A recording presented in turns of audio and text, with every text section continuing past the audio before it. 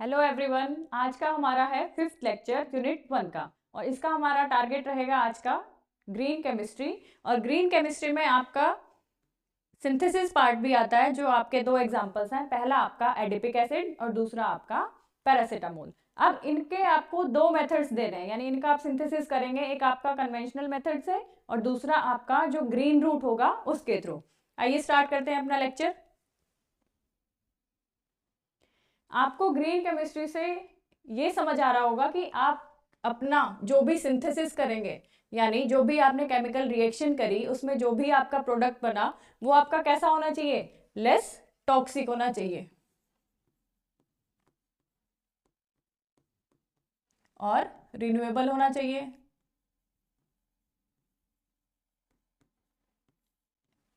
इसका मतलब ये हुआ कि आपने जो भी सिंथेसिस किया वो आपका कैसा होगा, लेस टॉक्सिक होगा, लेस हजार्डस होगा और रिन्यूएबल इन नेचर होगा।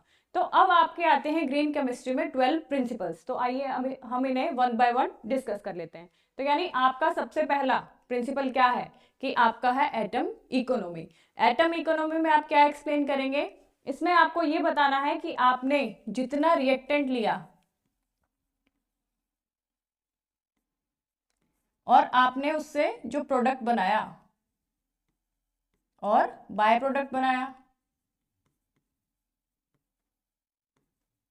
तो उसमें आपका क्या होना चाहिए, यानी आपके जो रिएक्टेंट की कंसंट्रेशन है, यानी जितना अमाउंट आपने लिया वो अमाउंट आपका बहुत कम वेस्ट होना चाहिए एज अ बाय प्रोडक्ट। तो आपको क्या मिलना चाहिए, ज्यादा से ज्यादा प्रोडक्ट मिलना चाहिए। तो ये क्या हुई आपकी एटम इकोनॉमी। अब अगर आप बात करें सेकेंड इम्प्रूव प्रोसेस की, तो इम्प्रूव प्रोसेस में आप ये बताएंगे कि आपका जैसे ही ग्रीन सिंथेसिस हुआ तो उसमें आपका मटेरियल कैसा बनना चाहिए, रिन्यूएबल बनना चाहिए, यानी आप उसको बार बार रीयूज कर सकें। अब आपके पास आता है मिनिमाइज, यानी आपको मिनिमाइज में क्या बताना है कि हमारा मटेरियल इस तरीके का सिंथेसाइज होना चाहिए ग्रीन केमिस्ट्री के थ्रू कि उसमें टॉक्सिसिटी मिनिमाइज हो सके, यानी वो मैनकाइंड के लिए हार्मफुल ना हो। अब यही चीज आपने फोर्थ पॉइंट में बोली कि आपका सिंथेसिस कैसा होना चाहिए, environment friendly, that is also less toxic.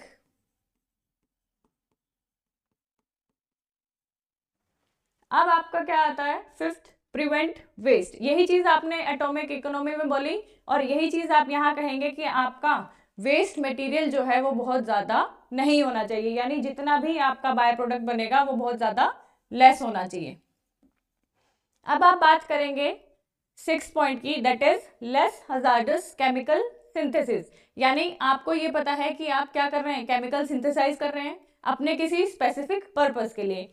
अब उस स्पेसिफिक पर्पस में आपका केमिकल तो सिंथेसाइज हो रहा है, लेकिन आपको उसके सिंथेसिस के ड्यूरिंग क्या चीजें ध्यान रखनी है कि आपका मटेरियल यानी आपका केमिकल हजार्डस बिल्कुल भी नहीं होना चाहिए। अब आप क्या बात करेंगे नेक्स्ट में कि रिड्यूस डेरिवेटिव्स, यानी आप डेरिवेटिव्स क्या कहते हैं कि आपने कोई डेरिवेटिव बनाया, यानी उसकी फिजिकल और केमिकल कंपोजिशन में आपने उसका क्या किया, मॉडिफिकेशन किया।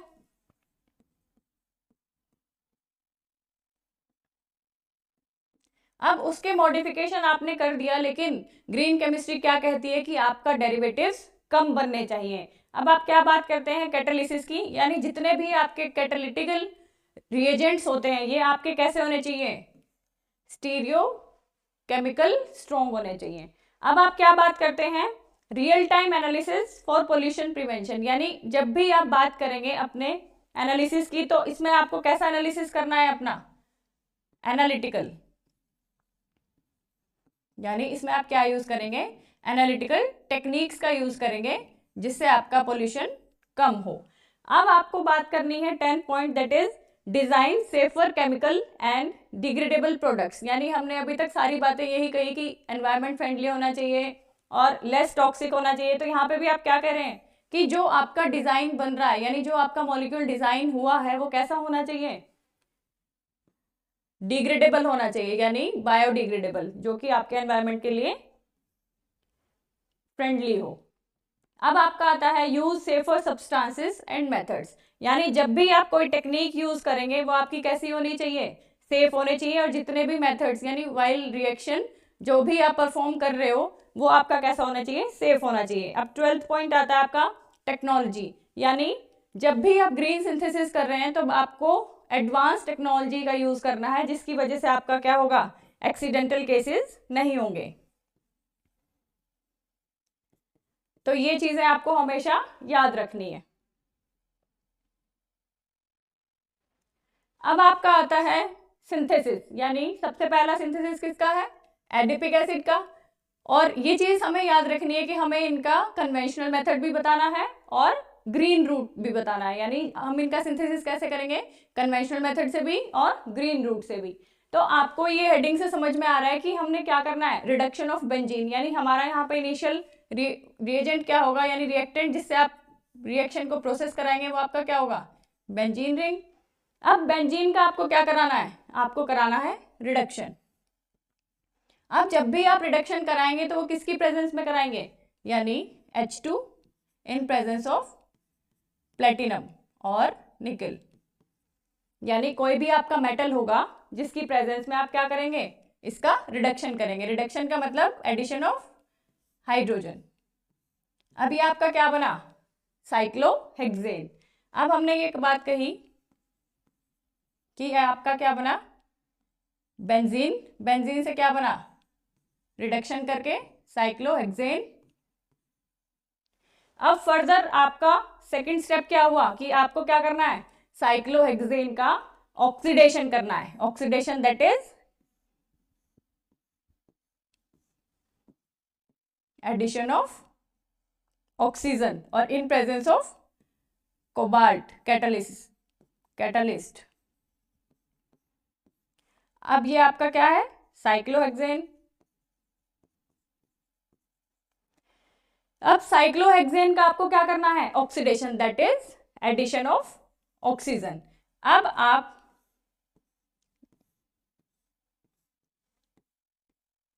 आपको यहां पे दो प्रोडक्ट मिलेंगे, आपको मिलेगा एक कीटोन और एक एल्कोहल।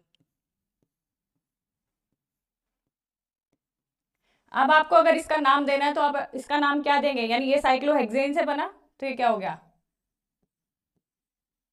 साइक्लो हेक्सेनोन। अब ये आपका क्या बना, जो आपका एल्कोहल बना है ये आपका बनेगा साइक्लो हेक्सेनोल। अब आपको एक चीज हमेशा याद रखनी है कि ये आपका मेजर प्रोडक्ट है, यानी ये आपका मेजर प्रोडक्ट है और ये आपका क्या है, माइनर, और आप इसको क्या बोल सकते हैं, बाय प्रोडक्ट।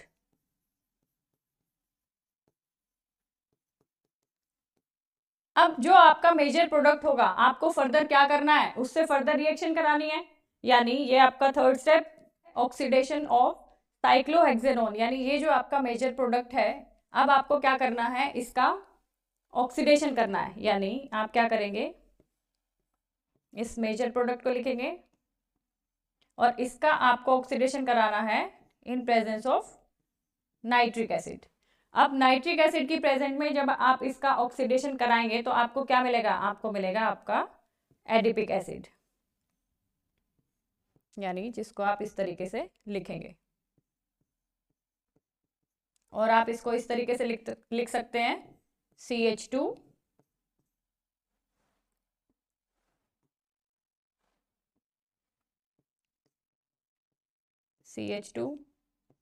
4 टाइम्स और आपका एसिडिक ग्रुप ये आपका COOH, यानी आप इसको इस तरीके से भी लिख सकते हैं और ये आपका रिंग की फॉर्म में आप इसको इस तरीके से भी लिख सकते हैं। यानी आपने क्या किया, इसमें आपके 3 स्टेप, यानी कन्वेंशनल मेथड आप अगर स्टेप बाय स्टेप अगर इसको बताएं तो कैसे बताएंगे कि आपने सबसे पहले क्या लिया, बेंजीन रिंग। अगर मैं इसको एक ही स्टेप में एक्सप्लेन करूं आपको तो इनिशियली आपने क्या लिया, बेंजीन रिंग।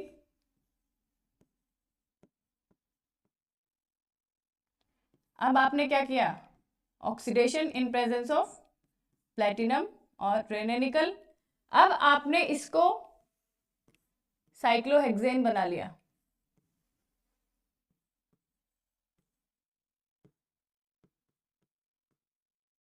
अब साइक्लोहेक्सेन का आपने फर्दर क्या किया, ऑक्सीजन ऐड करना है आपको यहाँ पे इन प्रेजेंस ऑफ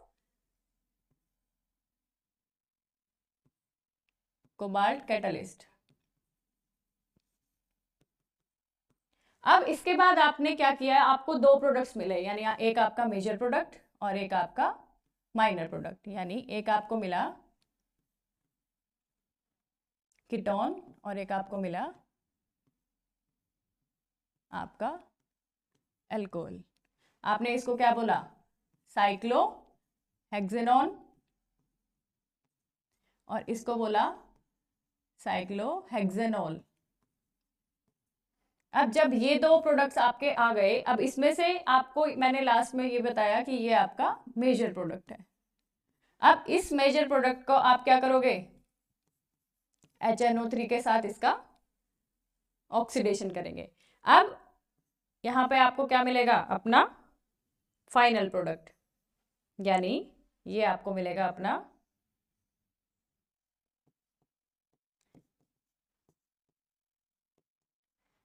एडिपिक एसिड।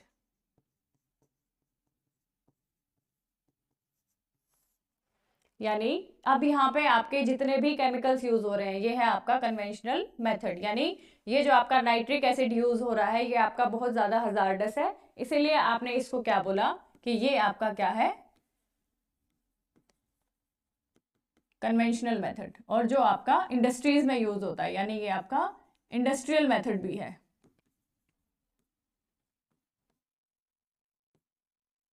यानी आप इसको कन्वेंशनल मेथड और इंडस्ट्रियल मेथड भी बोल सकते हैं। अब हम इसका सिंथेसिस करेंगे कैसे, ग्रीन रूट से। यानी अभी तक हमने बताया कि जो हमारा हजार्डस है, यानी उसके कुछ कुछ ड्रॉबैक्स हैं, जिसकी वजह से आपने क्या किया, ग्रीन रूट को फॉलो किया। अब आपको यहां से समझ में आ रहा है कि आपने ग्रीन रूट में ऐसा वो लेना है जिससे आपको अपनी रिएक्शन स्टार्ट करनी है। यानी जो आपका रिएक्टेंट होगा वो आपका कैसा होगा, ग्रीन, यानी रिन्यूएबल होगा और लेस हजार्डस होगा। अब अगर मैं यहां बात करूं अपने ग्लूकोज की, तो ग्लूकोज की स्ट्रक्चर कैसे बनाएंगे आप, ग्लूकोज की स्ट्रक्चर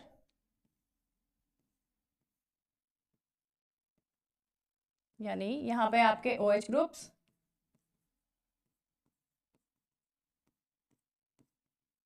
और यहाँ पे आपका इस तरीके से ये CH2 और ये OH।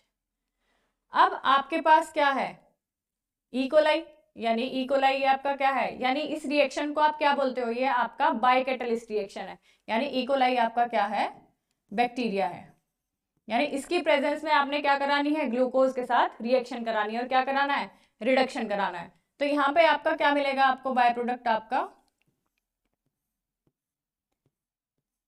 यहाँ पे मिलेगा आपको 3 हाइड्रोक्सी स्कीमेट। यानी यहाँ पे भी आपका OH OH और यहाँ पे आपका COOH और एक डबल बॉन्ड आपका यहाँ आ जाएगा। यानी ये जो आपका प्रोडक्ट मिला, ये आपको क्या मिला, 3 हाइड्रोक्सी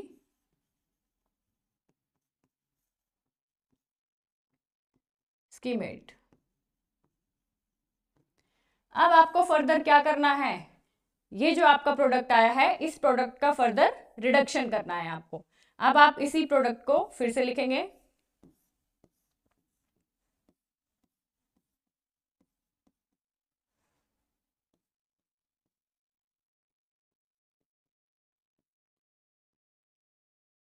अब आपको क्या करना है, दोबारा से रिडक्शन करना है, किसकी प्रेजेंस में, फिर से इकोलाई की प्रेजेंस में। अब दोबारा से आपको रिडक्शन करना है, तो आपको यहाँ पे आपका जो प्रोडक्ट मिलेगा वो आपका इस तरीके से मिलेगा।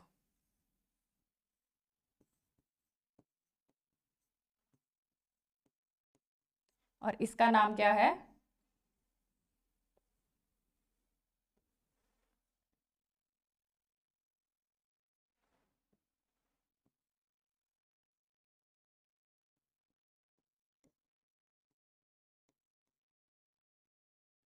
इसका नाम आपका है सिस सिस म्यूकोनिक एसिड। यानी इसका नाम आपका है सिस सिस म्यूकोनिक एसिड। अब जैसे ही आपके पास ये प्रोडक्ट आया, अब इस प्रोडक्ट के बाद आप इसका क्या करेंगे, फर्दर रिडक्शन करेंगे। तो यानी आपको क्या लिखना है, इस प्रोडक्ट को फिर से लिख लेना है,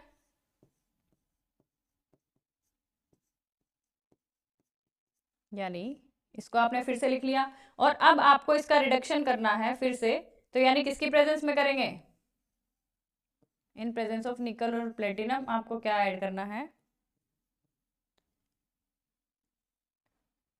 अब आप क्या करेंगे,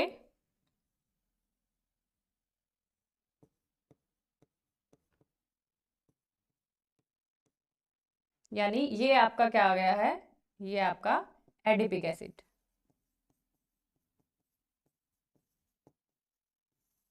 अब आपको ये चीज हमेशा याद रखनी है कि आपका ये सिंगल स्टेप में कैसे बनेगा, यानी अभी तो हमने 3 स्टेप्स में दिखाया, अब मैं आपको इसको अगर सिंगल स्टेप में दिखाऊं तो आप कैसे लिखेंगे। आपने इनिशियली क्या लिया, ग्लूकोज,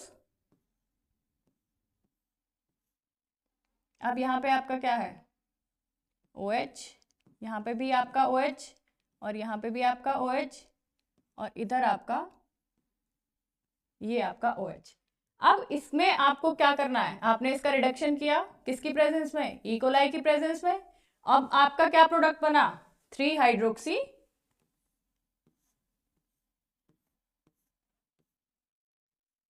ये आपका प्रोडक्ट बना इस तरीके से।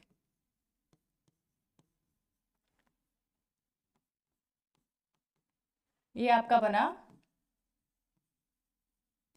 3 हाइड्रोक्सी स्कीमेट। अब आपको क्या करना है, आपने लास्ट में भी बताया, अपनी लास्ट स्लाइड में हमने, कि इसका दोबारा से रिडक्शन करेंगे फिर से ई कोलाई की प्रेजेंस में, यानी आपको इसका रिडक्शन क्या करना है 2 टाइम्स। अब आपका प्रोडक्ट क्या मिलेगा, सिस सिस म्यूकोनिक एसिड। अब ये म्यूकोनिक एसिड आपका कैसा है, कुछ कुछ एडिपिक एसिड की तरह। ये आपका है सिस सिस म्यूकोनिक एसिड। अब आपको फर्दर इसका क्या करना है, रिडक्शन करना है, यानी H2 in presence of platinum और निकल। अब आपने क्या किया, अपना एडिपिक एसिड आपको मिल गया, यानी ये आपका क्या मिला, एडिपिक एसिड। अब आपने इसको ग्रीन रूट इसलिए बोला कि इसमें जितने भी आपके प्रोडक्ट्स मिले वहां पे आपका एटॉमिक इकोनॉमी भी बैलेंस है, यानी कोई भी आपका वेस्ट मटेरियल नहीं प्रोड्यूस हुआ, और आपने ये जितने भी कैटलिस्ट यूज करे, ये आपके कैटलिस्ट कैसे हैं, बाय कैटलिस्ट, यानी इनको आप क्या कर सकते हो, रीयूज कर सकते हो, या ये आपका जितना भी रिएक्शन प्रोड्यूस कर रहा है वो आपका लेस हजार्डस है, और आप इस रिएक्शन को फर्दर प्रोसीड करा सकते हैं बिना किसी प्रॉब्लम के। अब आपके पास आता है नेक्स्ट एग्जांपल आपका पैरासीटामोल, यानी अभी तक आपने क्या पढ़ा, एडिपिक एसिड। अब आपको क्या करना है, अब आपको ये बताना है कि आपका पैरासीटामोल कैसे सिंथेसाइज होगा। तो लास्ट टाइम की तरह हम इसमें भी क्या करेंगे, पहले इसका कन्वेंशनल मेथड पढ़ेंगे और फिर उसके बाद उसका ग्रीन रूट पढ़ेंगे। अब आपने क्या करना है, सबसे पहले नाइट्रेशन करना है किसका, फिनोल का, यानी पैरासीटामोल के लिए आप सबसे पहले क्या लेंगे, अपना फिनोल। फिनोल में क्या होता है, benzene ring plus 1 OH group. अब इसमें नाइट्रेशन आप कैसे कर रहे हैं, nitration in presence of nitric acid plus sulphuric acid. अब आप इसको अपना रिएक्शन के ऊपर लिख देंगे। अब यहां पे क्या होगा कि आपका नाइट्रिक एसिड ऐड हो जाएगा, यानी आपका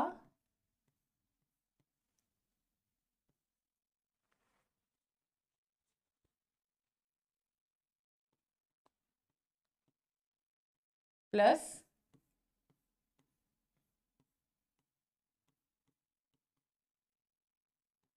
ये आपका 2 बाय प्रोडक्ट्स बने, यानी एक आपका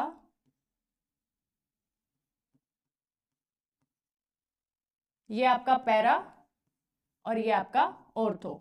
अब आपको एक चीज हमेशा याद रखनी है कि आपका एक मेजर प्रोडक्ट होगा, यानी आपको यहाँ पे दिखाई दे रहा है कि ये आपका पैरा पोजीशन पे है आपका NO2 ग्रुप, अब ये आपका पैरा पोजीशन पे है, तो यहाँ पे स्टेरिक हिंड्रेंस भी लेस है, यानी इसके कंपैरिजन में यहाँ पे क्या है, स्टेरिक हिंड्रेंस भी बहुत ज्यादा है।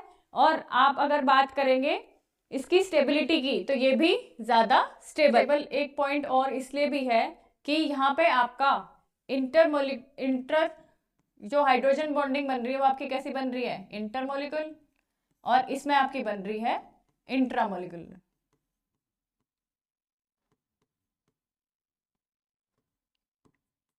अब इसकी वजह से ये आपका क्या होगा, ज्यादा स्टेबल होगा। अगर आप इसका नाम दे दो, इसका नाम क्या होगा, पैरा नाइट्रोफिनोल,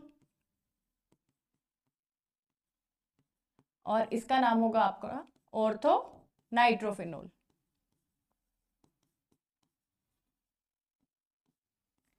अब यहाँ पे आपको क्या याद रखना है नेक्स्ट स्टेप में, कि आपको क्या करना है, रिडक्शन करना है। यानी आपका जो मेजर प्रोडक्ट है दैट इज पैरा, यानी पैरा नाइट्रोफिनोल,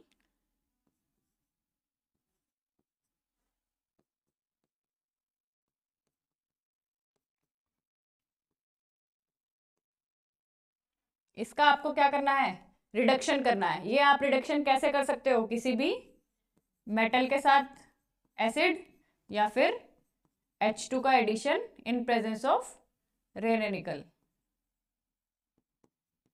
और प्लेटिनम। अब यहाँ पे ये कंडीशंस मेंशन करने के बाद आपको क्या पता चला, यानी यहाँ पे आप क्या कर रहे हो, इस ग्रुप को रिप्लेस कर रहे हो। कैसे, यानी NO2 ग्रुप को रिप्लेस कर रहे हो आप NH2 ग्रुप से। ये आपने ऊपर हेडिंग में भी देख लिया है। अब आपको क्या करना है, यहाँ पे अब इसका नाम आपका क्या होगा, पैरा एमिनोफिनोल, यानी इसका नाम आपका क्या बना, पैरा एमिनोफिनोल। अब फर्दर आपको रिएक्शन करनी है, यानी थर्ड स्टेप में आपका क्या है, यानी आपका ये जो प्रोडक्ट बना पैरा एमिनोफिनोल,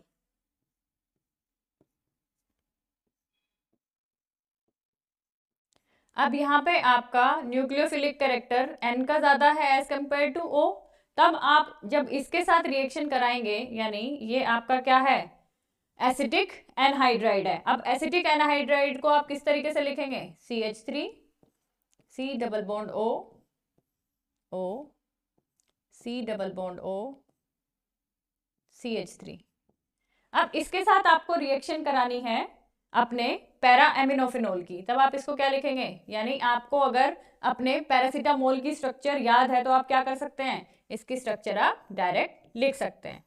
तो आपको ये हमेशा याद रखना है कि आपको क्या करना है, ये ज्यादा स्ट्रॉन्ग न्यूक्लियोफाइल है तो आपका रिएक्शन कहाँ होगा, आपका रिएक्शन यहाँ होगा। तो यानी आप क्या करेंगे, यहाँ से एक H को हटाएंगे और यहाँ से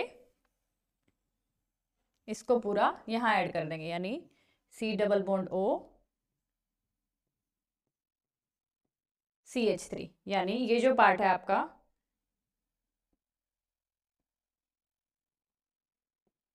यानी हमने जो लिखा ये, यानी आपने क्या ऐड किया, ये वाला पार्ट अपना इधर इसके साथ ऐड कर दिया, यानी ये आपका क्या है, पैरासीटामोल।